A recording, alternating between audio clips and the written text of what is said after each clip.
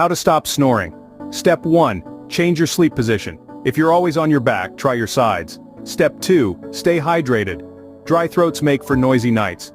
Drink plenty of water throughout your day. Step 3. Run away from alcohol.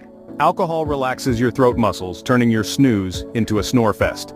Step 4. Run away from smoking. Smoking irritates the lining of the throat and nasal passages, leading to inflammation, congestion that can lead to snoring. Step 5. Stay in shape. Extra weight can mean extra tissues in your throat.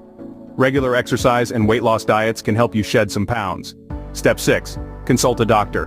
Persistent snoring may be a sign of sleep apnea, a serious condition that requires prompt medical attention.